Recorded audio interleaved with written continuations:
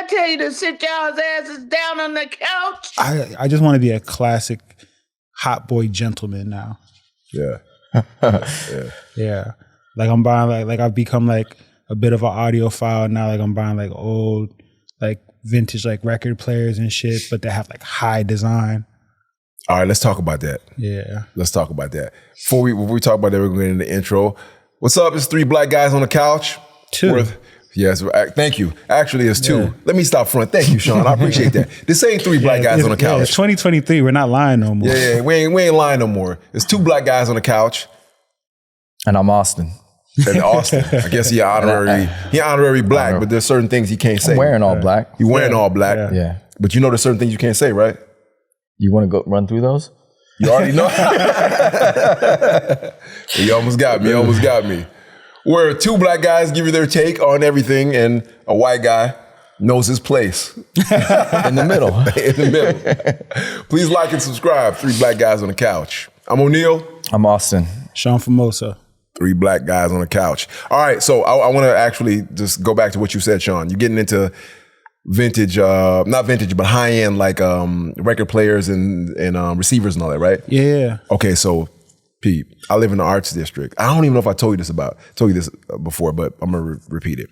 I live in the arts district, and I don't know how, but I was on IG and I came across some place called Common Wave.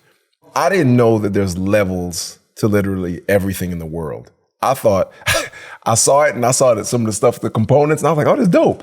I'm spending a smooth $500 and get me a receiver and a record player. I'm thinking the 70s, 80s type mindset. And I go in there and bruh, he had $10,000 systems, $30,000 systems. Easy. He had a $1 million system that he took me in the back. Believe it. It was mind blowing. There's a world of. There's this dude named Devon. I'm gonna fuck his name up, but his name is Devon something, right? And he builds speakers for a living. But the way he builds these speakers and the way that they look, it looks like porn, bro. Yeah. It's like the most beautiful wood and just like they. I don't even know the names of the pieces that form-made and shit, but like I remember because Virgil had. His office had some of his speakers and they just look like the most, you don't know if they came from the 70s, the 80s or 2050. It's like the most insane, classic, modern, futuristic shit ever. But those pieces, some of them are like $100,000 for a speaker. But now, you know, I was telling the guys like my new thing, and I think part of my new thing is I'm a fake audiophile. I'm a fake audiophile. I'm a fake car enthusiast. I'm a fake fashion guy. I'm so much of a tourist when it comes to anything. I'm not a purist about shit. If I like it and I'm kind of into it, let's see if we can get it at a good deal. But I don't really know much about shit. Yeah, keep it real. Yeah. I like that. I mean, you know, I had wanted to get into speakers and receivers and whatnot, and the price point when I discovered it was just out of control.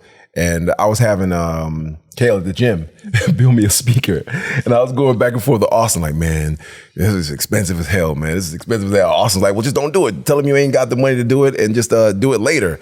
But every time I would see Kale, I would feel weird, and I'd be like, hey, man, I'm gonna get the money. But it's such a subculture, though. You know what I mean? It's like only a few people are gonna walk into your place and be like, oh yeah, he probably dropped 10 grand on his system. You know, like, bro, like you have to constantly upgrade your girls.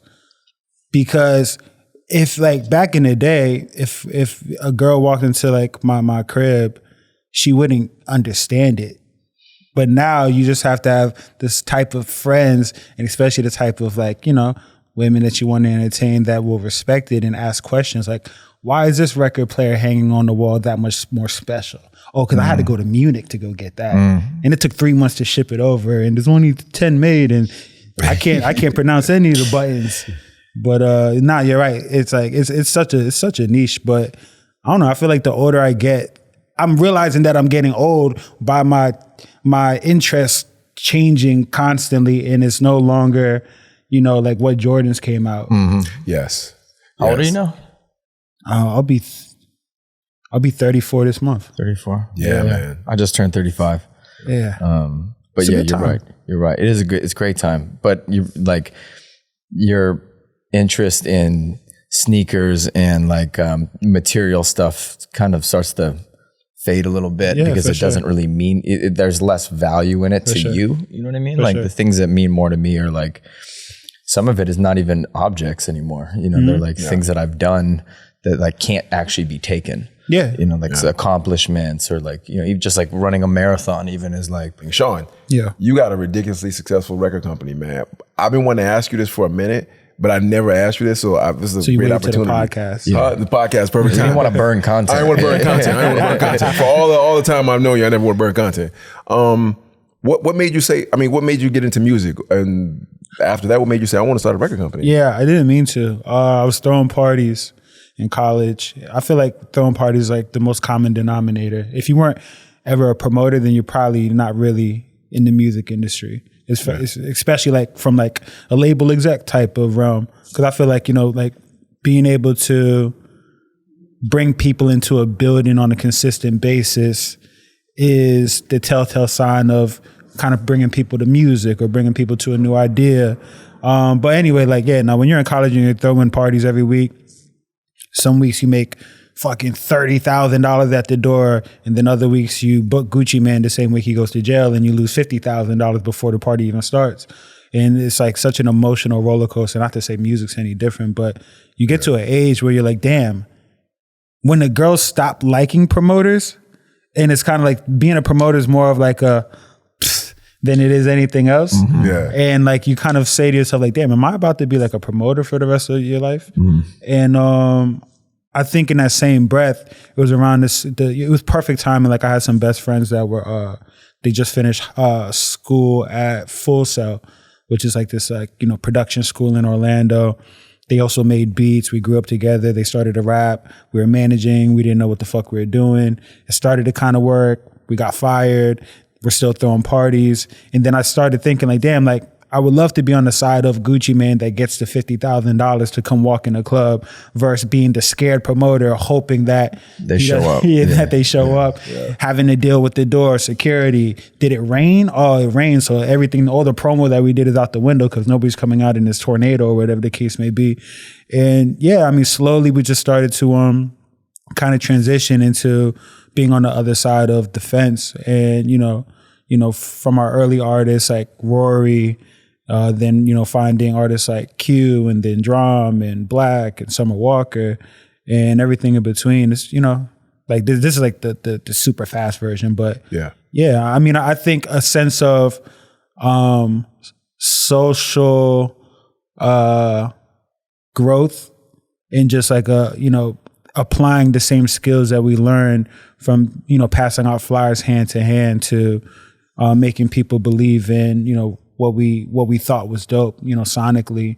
And the reality is like all we've ever done, and especially me and like what I do for the company, is like storytell. You know, I think marketing to me is more, on my side, it's more like story narrative, or story design or narrative design rather. And it's kind of like, I don't make music. I could never make music. I would suck at making music, but what I do know how to do is make somebody fall in love with something, right? So if I can if you give me everything that you do and you give me the ability to build the world around it. So anything that you would want that music to make you feel, I can go ahead and kind of give that to people so that, you know, the taste test has way more flavor than it would if it was just the music. Yeah. Is what I fall in love with. That's dope. Did you ever have a time where you were like, I'm sold. Oh, beautiful. Yeah. Do you ever have a time where you were like, man, I don't know if we're going to be able to do this? Honestly, no. Yeah. Keep it real. Like, and I say that because I was like, you know, there's 5 of us, you know, co-founders, and which is it's an awkward number. Like most, you never see 5 co-founders. A lot of people, right?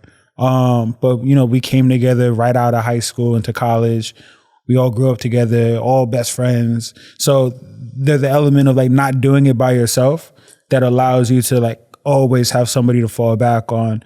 If 2 people are, you know, down and out, 3 people aren't. If, you know what I'm saying? Like there's always somebody to kind of keep the morale up. And, you know, being at the age that we were, like we had nothing to really lose. We were already broke. So like, you know, it's not like, well, you're going to have to move back in with your mom. You know what I'm saying? Like that the worst thing that could have possibly happened, we had to move back home. Is that uncommon for like like a group that size to start a label? Is it like? Yeah, I mean, let me say it's probably not uncommon for a group that size to start it or to endeavor on starting a label. Yeah, but to be together 12 years later, right.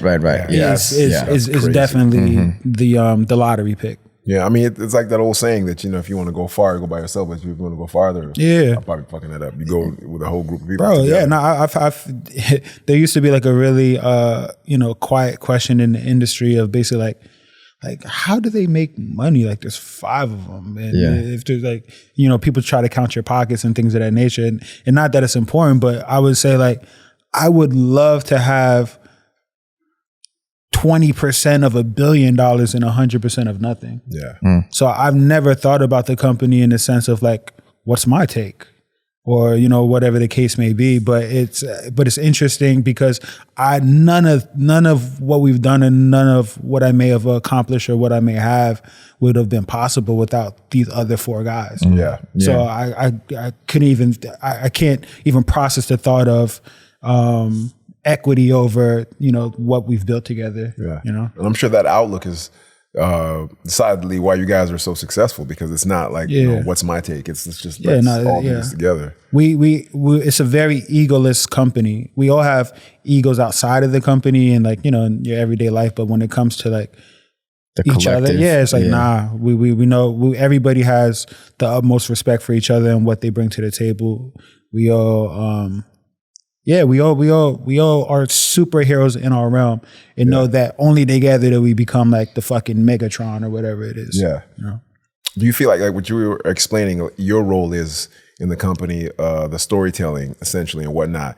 Do you feel like that's going to spill over into television, film, things like that? Honestly, like you and I talk a lot. When I started like writing shorts and sold a show to Netflix that never came out, but some other shit. I feel like that was a manifestation of telling our artist stories for so long. Yeah. Because to keep it real, when you're working with Summer Walker and she finally delivers the album, and I'm the type of like creative that I don't want to hear the album as you create it. I don't want you to play me 20% of the album or what you think the album might be, because you're going to break my heart when you throw it all away and start over again, right? Because as soon as I hear something, like my mind's working. So I like to come in when the album is 85% done and we know where we're going, because once I get started, I can't stop, right? Gotcha. Yeah, I get that. Mm-hmm. But like my whole thing is like, for 10 years, I've been telling artist stories, and it's an amazing like puzzle to be able to put together. The amount of trust that I have with all of our acts to allow me to do what I do on their behalf in collaboration with them is amazing. But damn, like I have so many stories of my own that I want to tell. You know what I'm saying? Yeah. Especially over these last fucking 10 years of like, the places that we've gotten to travel, the situations that we've been in, our heritage, our backgrounds and things of that nature. Like I have a plethora of stories, and I feel like like the manifestation has come because of what I've been able to do, and it's sharpened my tools. And I've always naturally been like I used to love writing like persuasive papers and shit like that in school. I don't know why, but I'm a pretty good writer. What's the hardest part of that, like of transitioning into doing writing, television, having success from music, storytelling, and then moving that over into like getting the news from Netflix, like this show's not going to come out? Bro, the most challenging part thus far, I believe, is if me, you, Neil made a song today, we could drop it tonight. Mm-hmm. We could put it on SoundCloud, whatever the case may be. You know what I'm saying? We could actually fuck it. We could put it on Spotify. We could set up a show outside, and we could do this for probably like next to nothing. If your homeboy got a studio and X, Y, and Z, blah, blah, blah. But when it comes to film and TV, it's like the powers that be all the way throughout until you end up at a network. It's such a long process. Yeah. So like the amount of hours that you, like the first show I ever wrote was this show called Finesse. Maybe I shouldn't give away too much because I'm still gonna. But yeah, now it's loosely based on the company. I had this idea. It was during COVID, or actually, it was before COVID. But it was during the time that there was a big writer strike. So our agency, WME, like they weren't actually allowed to talk to writers and showrunners. So I was talking to one of our guys over there, Dave Warshafter, and he was like, you should just try to write it. I was like, you're just like pulling my dick, bro. Like, shut up. But he's like, nah, you have the idea, just go write it. So I went on YouTube. I started looking at like how to write. And within like 30 minutes, I'm downloading Final Draft and I'm taking a crack at it. Lo and behold, ended up partnering with Kenya Bears, sold it to Netflix. Granted, it didn't come out, but the fact that it didn't come out, but we got through that entire process. It's huge. It's huge. Yeah. But it took time. That shit is like, bro, from the time, it took me 3 months to start getting these meetings, but I would say only because of music and what we've been able to accomplish in music made this thing possible. Kenya would have not have picked up our phone calls. We would have not got offers from Amazon and everybody else that was interested. Like the ease of us being able to get into these rooms was based solely off of the credibility that we had in a whole nother world. So I feel like the blessing is what we have done and what we continue to do. And the curse is just the nature and the difference in speed of the music industry versus film and TV. Yeah, it's so interesting because it's as though, like you said, the nature of it is for people to be like, oh, that's not good enough, for I don't think people are looking for that right now. I heard Issa Rae say when she was shopping Insecure that a white executive told her, oh, we don't think black women are really ready to see something like this. And she was like, well, I'm a black woman. How you gonna tell me what black women want to hear? Right. And I'm sure, part of it obviously is racism, but another part of it is that I think, because I've experienced this with black executives as well, it's just almost a second nature thing to be like, we don't really know if that's what the industry wants right now or people want to see this, and to turn you down unless you have like a name or something else going for you. Mm-hmm. Now in this new world that we live in, I read something that Robert Rodriguez wrote. I must have read this 10 plus years ago. And he was saying, in this new world that we live in with phones, just go shoot your shit and put it up. Don't even worry about trying to get it to an executive. Don't just tell the story. And if it's good enough, they will find it. Do you believe that? Huh? Do you believe that? Well, I was just about to say, I'm about to answer that actually. I think there's a leftover remnant, a part of us that feels like, oh, I want to get this to the studio executive, or because it's been going on for so long. There's this old played out way of still thinking, these gatekeepers need to see it and champion it for us, as opposed to, man, let's just shoot this shit. Like you just said about what you guys were doing for the love of it. Let's shoot it.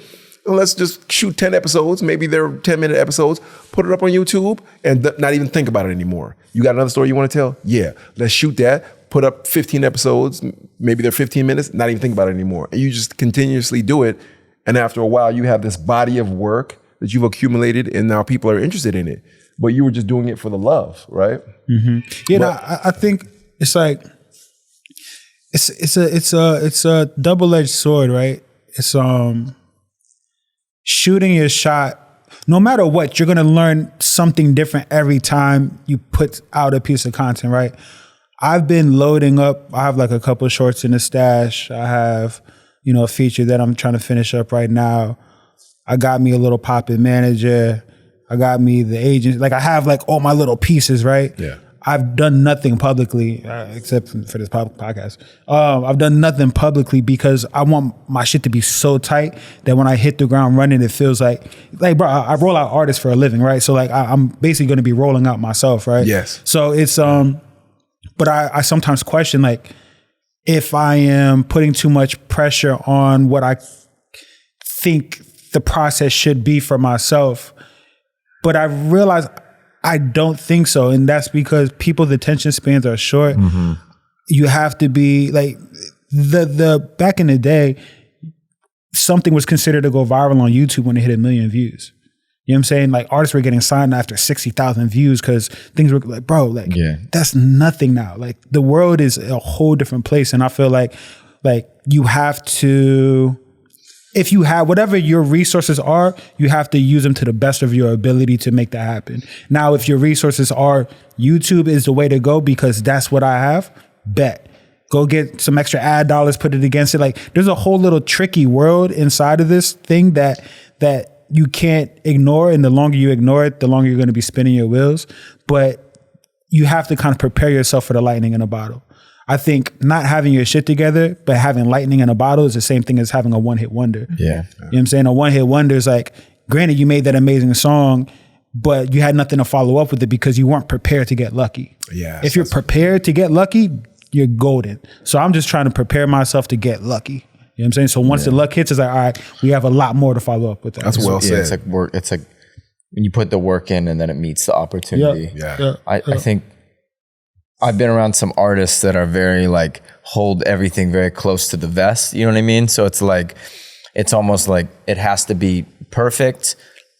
Don't put it out unless it's up to this, almost, this a standard that is, it might be too high. And so like, I know there's the people that say like, just put it out, just put it out. And then there's like the artist purist that like, that doesn't want to because there might be a little stain, on their name for putting out one bad project, or it's like, if it's a bad track. But the attention span thing, 100% I agree with, because I just saw this dude that's got just like artists that pop out of nowhere that I'm like, you can, and then I looked into it, I'm like, this dude's been putting out trash for 5 years. And then all of a sudden he's like, on the front of Apple Music. Yeah. You know what's crazy though? Like I have such a new respect for even the artists that I work with, now seeing myself, from a even more like artistic point of view by like creating and understanding even more why they're so precious about their content and like, don't play this. Please watch this when you get home, but don't show anybody else. Like I've become that guy when it comes to like, like going through editing process of like short films and shit. Like you're just like, no matter what, like you'll never like, I'll watch something that I know is the best that we could do, but I watch it and I'm like, nobody will notice at 30 seconds. I hate that the fact that tree was in the background and I told the DP to not have the fucking tree in it, but there's not a person in this world that would ever see that the same way that I do. So you have to kind of relinquish the power of like being able to control everything. But I do, however, now understand every time I'll be banging on Black's door, like, yo, where's the album? Where's the mix? Where's this? Where's that? And he's like holding on to it for dear life. I get it, because now I'm that same guy in a different realm. What's so interesting about that is you have to ask yourself too at some point, like how much of this is me being a perfectionist and how much of this is just a little bit of fear, like you don't want to let it go. You know what I mean? I was watching Inside the Actor Studio with Eddie Murphy, and Harry Lipton was talking to him, and he was asking him, James Lipton. God, I'm so sorry. James Rest Lipton. in peace. Rest in peace. James Lipton, one of my favorite shows. He was asking him, was he going to go on tour and do comedy again? And man, I thought his response was so beautiful. He was like, man, I don't know. I'm scared. I don't know if I'll be able to command that same sort of, humor and whatnot that I used to back in the days. And I was like, whoa, what an honest answer. Because he could have gave us a cliche, Hollywood answer. Like, well, right now I'm doing this and I'm doing that. And sometimes, because I've worked with some artists before that, they come across as perfectionists, but after a while, it dawns on me like, oh, you scared to put it out. Or you're afraid that what if you put it out and it's not received well? And then on the flip side, I see, and we've all seen, whether they're YouTubers or IG people or just people that put out just garbage. And I'll spend hours scrolling when I see like some of these IG skits, I'll spend hours scrolling, looking at the comments. And motherfuckers be like, oh, this is the funniest shit I've ever seen. Oh my God. And I'm like, this shit was terrible. But it's just the fact that they're putting out so much content, they're going to find an audience that's going to like it. So I feel like, what is it? Do we have to find a happy medium? You can be your own demise by how, if the public sees how precious you treat your shit, for better or worse, that can help or hurt you. If I say I'm going to put out a song every Friday, some of them might be whack, some of them might be amazing. I'm never going to disappoint my crowd because they know what to expect from me. Yeah. Now, if you're Frank Ocean and you've like basically like your entire career is the pressure of what's next, and what's next might be 5 years or 6 years, or it might be a song and I might go back into hiding because it sounds like people didn't like the song. Yeah. Then you become literally like your own biggest enemy because of the world that you've created. But I think different artists just need different things. Like it's kind of like I've seen all these trends about like artists hating that they have to go on TikTok now. And like it's like, you know, like some of the jokes are like, yo, the label made me do this, and we dead ass did, right? We dead ass did. But there's some artists that don't use. If Kendrick Lamar started a TikTok tomorrow, you'd be like, why? You don't have to do that, and he doesn't, so he won't. So it's weird because it's like a chicken and an egg thing. Like you hear J. Cole talk about like he clearly is like, you know, in a different space than he was when he started. You know, he was Mr. Nice Watch when he started. Yeah. You know, he was like, you know, chains and, you know, like the good clothes and all that good stuff. And it's like, yes, now you've achieved a certain level of fame. Financially, I'm sure you're sound. You can afford to like not be under the same pressure that everybody else feels that they have to be in when they head into the rap game, right? And I think sometimes people lose sight of how they came in versus who they are now. Yeah. It's kind of like to say like when your dad's like, yo, you don't need that to go to school and be cool. But it's like, yeah, but dad, I'm trying to get girls today. Yeah. You know what I'm saying? Yeah. Like, it's not until I'm 30 that they care about my credit score. You know what I'm saying? But I think going back to what you're saying about fear, we've talked about how like it's in a lot of people's human nature to be fearful, but also just their own worst enemy. And I think that's like, especially for an artist, you know what I mean? Like talking about, you know, somebody doesn't put something out every 5 years, you know, like there's more pressure after every year that goes by, you don't come back with something. And if it's not as good or better, then what? You know, so like I mean, obviously I don't make music. So. Excuse me for a second, Sean. Hey, remember we discussed the black guys talk the most? We talked about that. Yeah. I'm sorry, man. Why are you talking this much? Nah, man. No. You told me to be myself. Not too much of yourself. Respectfully. What else can I not say? Go ahead, continue. I'm done, man. And now you can't just jump back into your spiel. I just want you to know your place, man. I know my place. I'm in the middle. All right. I just wanted to explain that. I'm just trying to be the bridge. Okay. We don't need that. There's been a lot of white guys have been bridges and they collapsed. We ain't falling for that. No, about that, you know, I think it's, you know, playing your position and knowing, because everyone's circumstance is different. Like you got LaRussell, who just does what he wants to do, you know, but that's what he started off doing. And that's him truly, right? And somehow, some way that's it's been prosperous for him, right? Do you think it's just a point of knowing who you are and knowing what works for you and not trying to emulate the next person? Like you talk about J. Cole went through that evolution, right?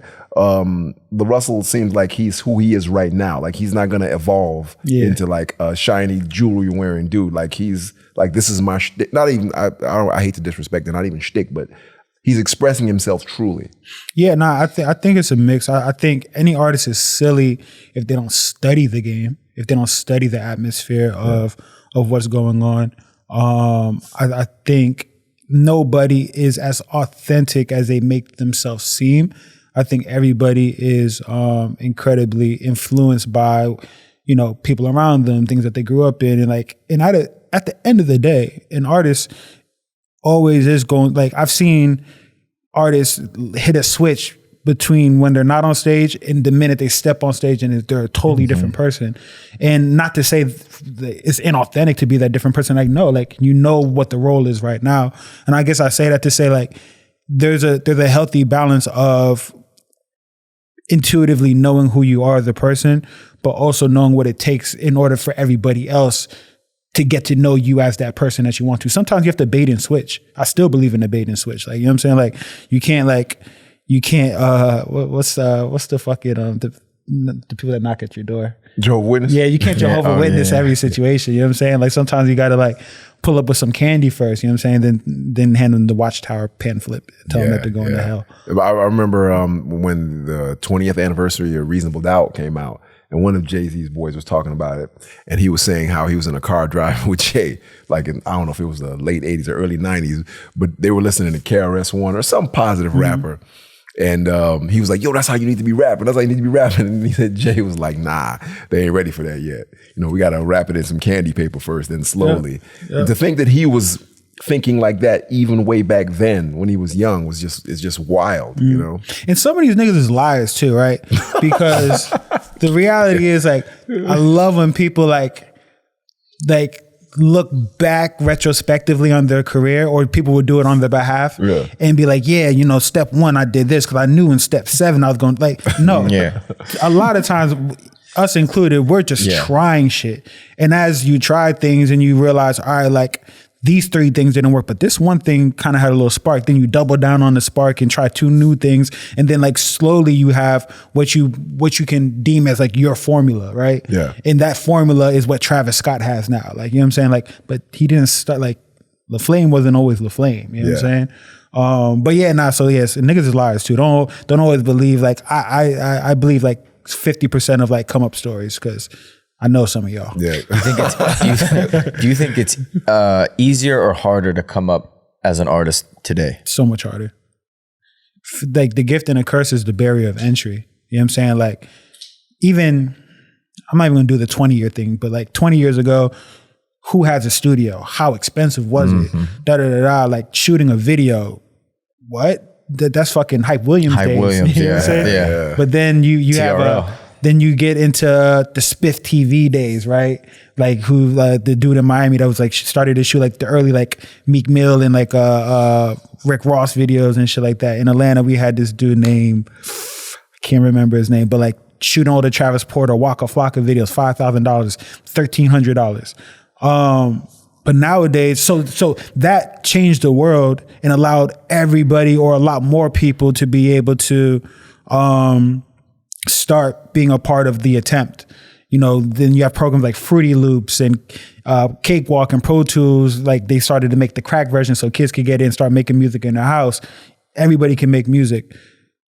Blessing. We wouldn't be here without the transition of like technology and like access and just having those resources closer to our fingertips. That's cool. That's cool. I'll let you know when you step out. And then, but now everybody it's too many people. It's the barrier of entry doesn't even exist.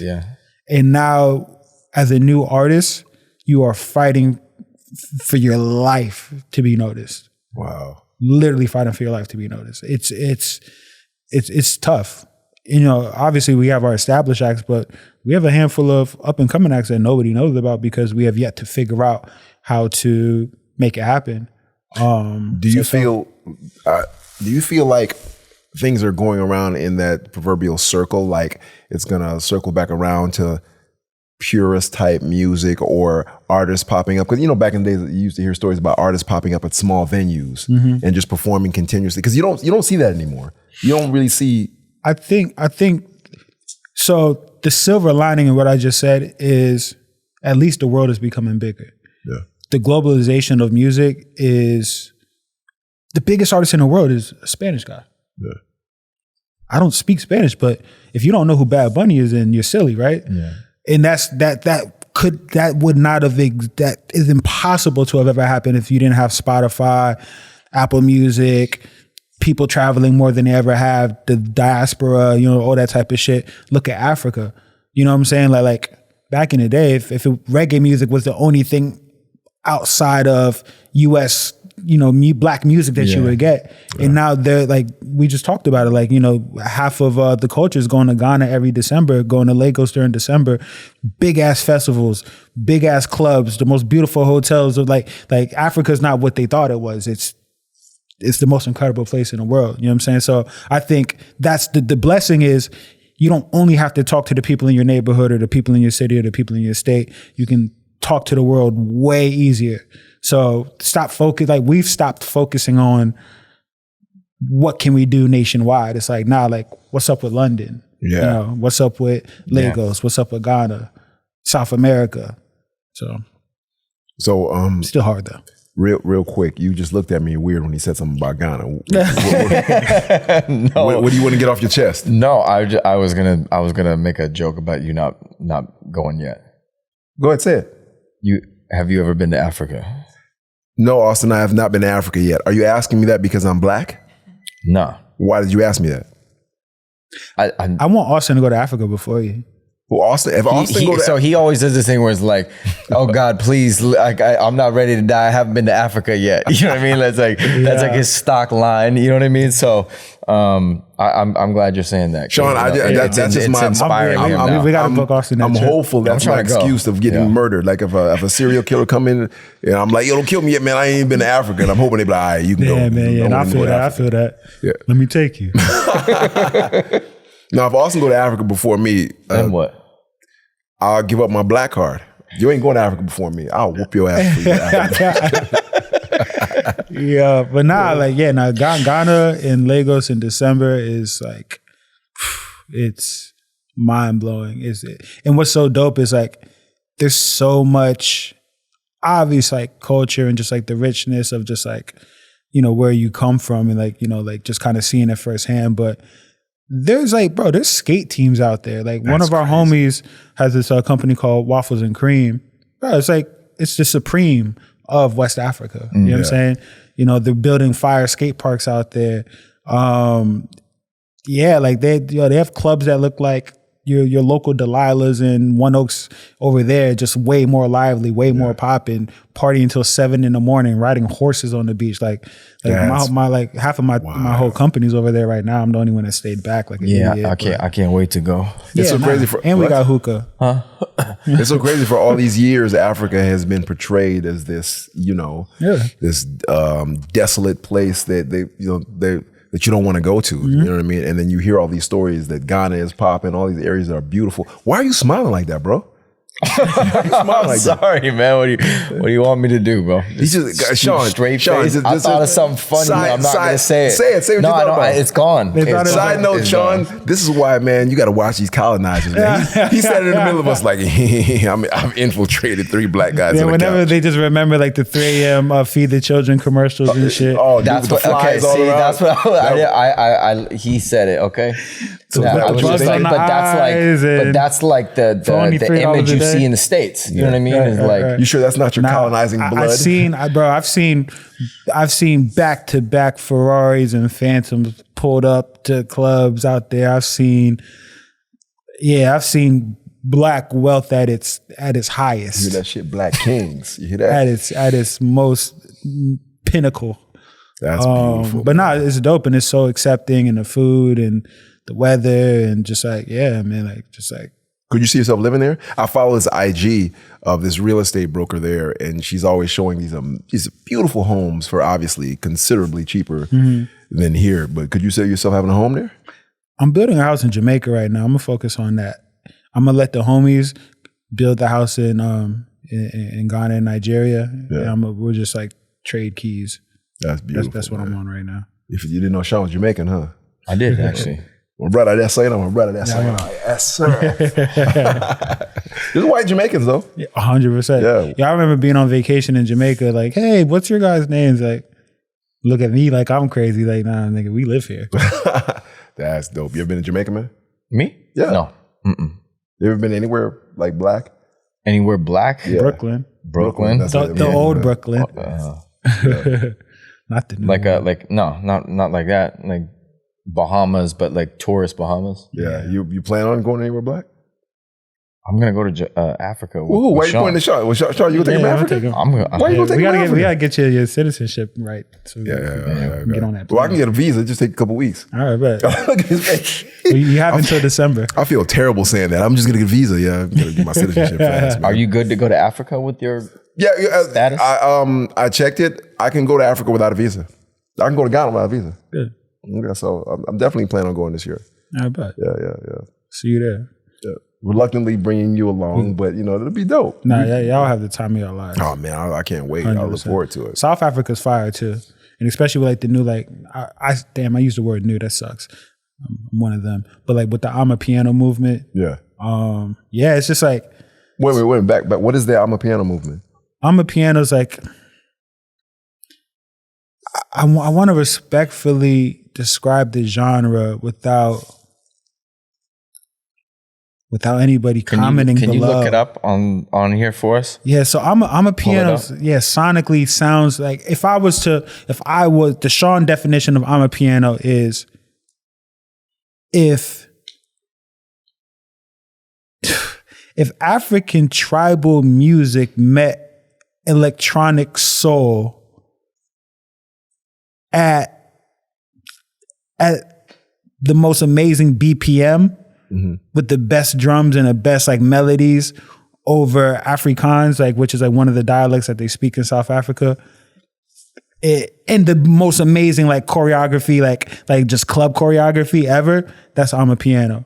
Are there a particular artists that embody that music? So Major Leagues is like one of like the top, like, cause it's very DJ producer heavy. You know what I'm saying? It's not as many like, you know, just like on stage artist type things, but like Major League DJs, DJ Waffles. Yeah, there's a handful. I'm a jerk because I don't know enough, but it's the most incredible music. Well, I mean, you DJ. Do you ever play music? Yeah. I run through it for sure. And there's like so many just like that if like if you wanted to like that's like if you go to fucking Johannesburg or Cape Town during the right time of the year, that's like the equivalent of like being in fucking South London when they're doing like the old school like drum and bass sessions, or being in fucking Berlin at one of those like crazy like Blade type nightclubs or some shit. Yeah. But this is like the most like upbeat, uplifting feeling in the world. So listening to you talk about this, Sean, makes me think about like you being a DJ, right? And correct me if I'm wrong here, but you're big on when you're spinning music, the vibe, right? You're big on that. That's a big thing for you. Have you seen, I don't even know if we've talked about this. We did talk about this, I think. Have you seen the episode of Small Axe yet? Lovers Rock? Yeah, you put me on it. Yeah. Okay, so yeah. Because that I've watching the West Indian culture in the 70s when they first go to UK and that house party episode, that vibe was amazing. Have you seen it yet? No. Nah, man, that's niche, man. Don't do that to him. You got to come to Jamaica first. I'm not surprised. You have nothing to reference it against. Too black. Nah, for sure. Like it was a Steve McQueen thing, right? Yeah. Nah, like I actually watched it with my parents, and they were. My mom was being a hater for some reason because she's actually from London. Yeah, and Jamaican. Yeah, she's like, nah, that's not the right rug. That rug, we wouldn't have been dancing. And you was like, it's great. O'Neal we would have moved the rug. We wouldn't have danced on the rug. I was trying to watch this. O'Neal sent me. O'Neal sent me. I ain't really want to watch this. What about the food and the then cooking? They put me on the whole Lovers Rock documentary right after that. Like, wait, there's a documentary? Yeah, no, there's like a huge documentary that talks about like the whole like London movement, and they're purist. They're such purists that like they're like, wait, let me show you this though. That's dope. Your mom's from London. Yeah, with Jamaican parents, and my dad's. Were you born there? I was born in randomly Boston. That's all I got. And you've grown up in Atlanta. I moved to Miami until I was like 12, and then from 12 to now I've been in Atlanta.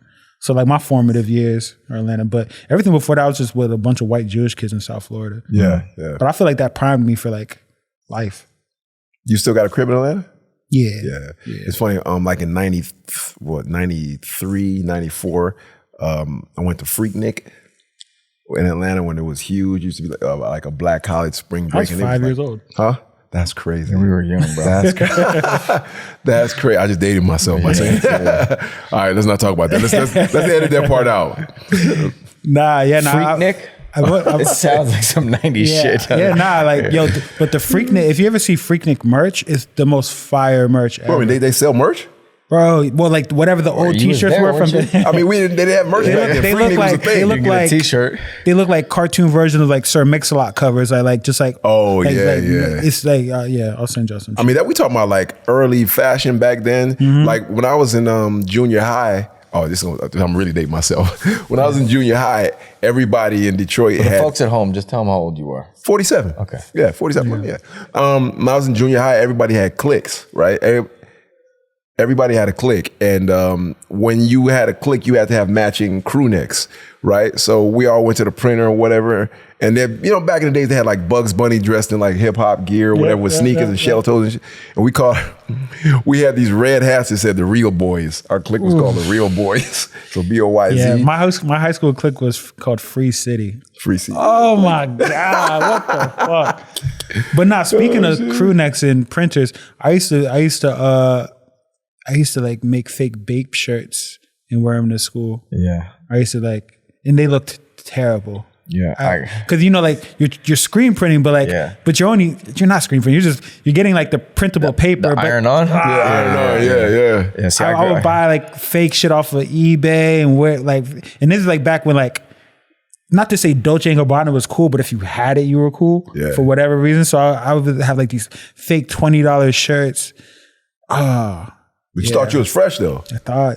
I thought. I grew up in Portland, so there wasn't a lot of like hip hop merch, you know, or you had to be very like in the know where to go pick it up. And I was like so into sneakers at that point in my life. So it's like, you know, all I really had as access to that world was like The Source, MTV, VH1, BET, whatever, you know. So like, so you love black culture? No, I'm saying like, I've seen the T-shirts of like Biggie and Tupac, you know what I mean? Like, I would go find the high res picture, print it out, iron it on my T-shirts, and then wear it to school. That's you know, and you're better than me. See, that was my way of. I didn't have a clique. Damn. Remember all the magazines? I have Word Up magazine, Right On. I'm really dating the fuck out of myself.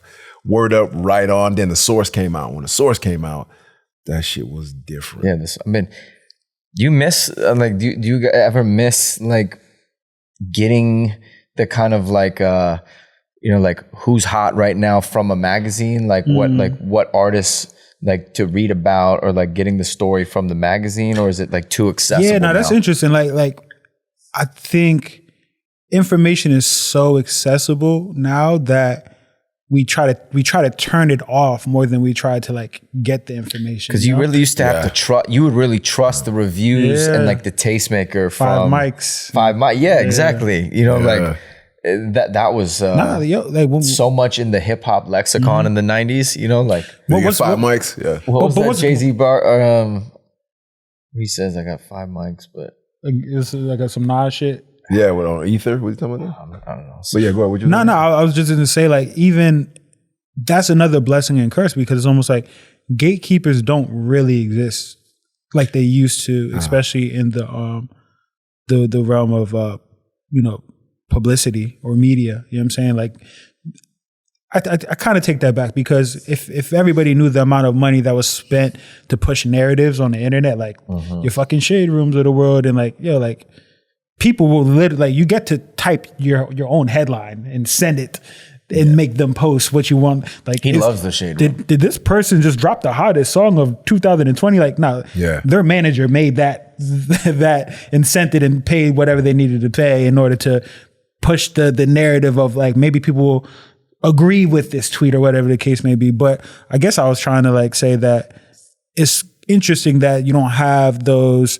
pitchfork reviews that used to mean fucking everything. Yeah. We used to sit by the computer and just like cross our fucking fingers that Pitchfork didn't fucking give us a 3. Wow. And then all of a sudden, like, your album wasn't good, or that needle drop was gonna give you a good score or whatever the case may be. So it's dope that you don't have to deal with that type of shit. But does it still matter? It doesn't. It doesn't, because what I do appreciate about Gen Z is that they really they're relentless in their own opinion. I think being firm in your opinion and firm in what you like and don't like, even if it's for the wrong reasons or corny reasons, having that confidence I can appreciate, versus, you know, everybody waiting to see like what did Double XL say though. Yeah. Like, even shit, when you look at being on the Double XL freshman used to be like one of the most important things you could achieve as an artist coming up, but I feel like sometimes they're trying their hardest to like resurrect that moment, which is hard to do when I don't need you to tell me who the top 10 artists that I may or may not have heard of before, because on my Spotify playlist or my Apple playlist or SoundCloud, I have who I wanted to hear anyway, you know? Yeah. Yeah, that's really interesting. It's definitely a blessing and a curse. What I find that's still, the same and will probably remain the same until the end of time is obviously, cream rises to the top. So if you're a purist, I think the silver lining in all of that is if you're a purist and you're really making good music or telling good narratives, good stories or whatnot, if you hone your craft, you'll still surpass all those people that have the dollars put behind them. Nah. And most of the time, at least. Nah. You say nah. Man, the only reason why I say nah is not because it doesn't happen, but the frequency in which something happens. I will put strategy over. I'll put strategy and hard work over talent most of the time. And I'll even take away hard work. I'll put strategy over talent most of the time. Like strategy is in like packaging the artist. Yeah, and like, because if I told you, boom, yo, this is artist. I think he has the best song I've ever heard in my fucking life. Can I play it for y'all? Sure, I play the song. You either like it or don't. But I would say, yo, this is artist. He makes music. He was born in this city. His mom only had one leg. He only had $1 until the time he was 17, I'm painting an entire fucking picture. He just pulled up in his fucking car with 3 wheels on it. Do y'all mind if I play you this song? You're listening with different ears. And even if the song isn't as good as the song I just played you before, you have an entire world that you can kind of like lean against when you hear this song. And not to say like, I'll take an artist with no talent, but I'll take an artist with vision way before I take the classically trained, perfect. Like I always say Beyonce would not work today. Yeah. If somebody showed me the next Beyonce, I would not be interested at all. And not because it's not talented or whatever the case may be, but only because it's not that interesting in the sense of what today is considered interesting. Damn, I was ready to listen. I had a whole story, man. I was ready to He's dropping bars. I know, I was ready to argue my point and everything. And when he said that, I was like, Beehive, don't come for me. Yeah. That's true. That's true. I just feel like there's, what people wanted from the world. You can't recreate it. You can't recreate. All the appreciation for obviously what she's done, and one of the hardest working women in the world. You can clearly see it. But I say that back in the day, somebody like Summer Walker would have never worked. Tattoos on the face, used to be a stripper, cleaning houses, says something crazy on the internet every other day. A label wouldn't have even signed her because she would have been too controversial. Yeah. The closest thing that you have to Summer Walker back in the day might be like a Mary J. Blige. You know what I'm saying? Somebody that was like, I wouldn't say problematic, but like, very like rooted in hip hop culture in a sense, but, was very much still R&B. Summer's more Little Uzi than she is anything else when you compare it to another R&B chick. You know what I'm saying? And that's the type of authenticity that I think is attractive at this time. You know what I'm saying? You look at a Kehlani, tatted up, super cool looking. SZA. SZA's not your average R&B chick. You know what I'm saying? So I feel like all good music though. So do you feel like, from what you're saying this person wouldn't exist in this time. Do you think a skill set is being able to read the room, so to speak, and be like, okay, this is evolving into this. Yeah. That was what it is. Leave it there. And now we're on this. Yeah. Yeah. Listen, you're always going to, if you break that, I would feel like if you broke down the most current artists, some established and some upcoming, that there'll be a few of them that may be purists, like your Kendricks or, your Coles to a certain extent. And then I would even say somebody like Drake, even as great as music as he makes, there's so much strategy in how he executes to be at the level that he's at that wouldn't exist if it was just the purity of the music. That's a great point. Look at Lil Uzi. You know what I'm saying? Like look at a lot of these artists. It's like there's a perfect blend in most cases when a star artist has a level of X, Y, and Z. You also got to buy into the lifestyle. Because you can only have one Adele. Yeah. What's interesting is the Drake reference you made. I would always tell my friends, like, man, what I found interesting about him, like, I think he's a great rapper and musician and whatnot, an artist. But what I always found interesting is, how he always would have his foot. First of all, he would always align himself with the burgeoning groups or individuals that are coming up. Whoever's popping, he aligns himself. The Migos, the UK rap, grime, 21 Savage. 21 Savage. You see him taking pictures with Sade. Then you'll listen to with his album and he'll do an old Quiet Storm throwback. And I'm like, wow, he has his foot in all these different worlds, tapping into all these different. He's a studier of the game, bro. Yeah. His fingers on the pulse. I always say Drake does everything I would do if I was Drake. Yeah. Cause it makes me mad sometimes, like how genius some of his ideas are. I guess that's self-serving to even say that. Like even what he put on the bottom of his plane. You know what I'm saying? Like if you're reading this, we already left or whatever. Shit, it's like hot shit. A lot of strategy. Like the perfect jerk. Yeah. It is, man. I was listening. I forgot which album it is, but he did what was a Quiet Storm, like the Art LeBeau type thing. It was like some old stuff from the 80s with a DJ, and he did. The DJ was talking, and it was like a nostalgic throwback. But it was like an interlude on the. It was an interlude on the album. Yeah, I think that was like he was talking about like I know. And it instantaneously spoke to something in me from when I was young, and I was like, yo, I fuck with this album. Yeah, automatically. You know, and I was even like, the house record that he put out. Granted, like to house purists, this isn't it. But to the tourist, the person that comes and goes into whatever they may or may not like.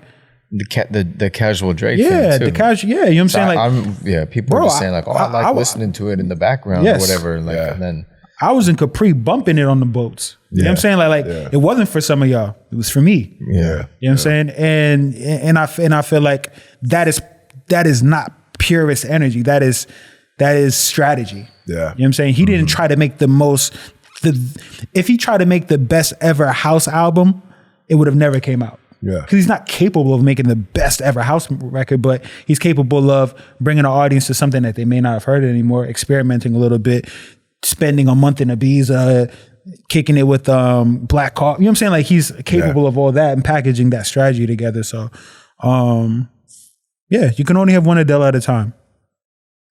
We'll have another one, but not at a time. Speaking of Adele, you know, I read an article. Stephanie Mills was talking about how, you know, like black soul singers, how the strength of their voice and the capacity of their voice is like so cliche and expected now, that like Jennifer Hudson was saying how she was told that her voice was always like overly soulful and whatnot. But when a white woman like Adele has a voice like that, they're like, oh man, that's just so anomalous. Like, it's just an amazing thing to watch. You know? You think we'll ever get to a point in music where, you know, a black female with a strong, soulful voice will be received like that? I hope, and this is one of the most frustrating things for me, especially when it comes to like radio, which, you know, we can all argue is not as important anymore, but from a respect level, it is, right? And I always say black radio embraces blue-eyed soul, but white pop radio doesn't embrace black pop music. Like Adele is going to play on black radio. Justin Timberlake, we took him as our own. Robin Thicke, we took him as our own. Jack Harlow, whatever the fuck, right? But on the flip side, you know, our black artists like a Normani or even SZA's pop. Don't get it fucked up. She is pop. Summer's biggest records, pop records. They don't see the same type of light of day, if any at all, on those stations, and it feels weird from a natural respect level, because like I feel like black listeners and black people in general, we're the ones that blow up the white TikTok stars when they dance so perfectly black. You know what I'm saying? Like it's us that are like, yo, invite them to the barbecue. I was just fucking about to say that. I hate that cliche stuff. Let's invite them to the barbecue. We're never invited to their barbecue, you know, on the highest platforms, you know? I mean, I think having less gatekeepers allow for us to make our own. But at the end of the day, you know what I'm saying? Like, niggas want Grammys.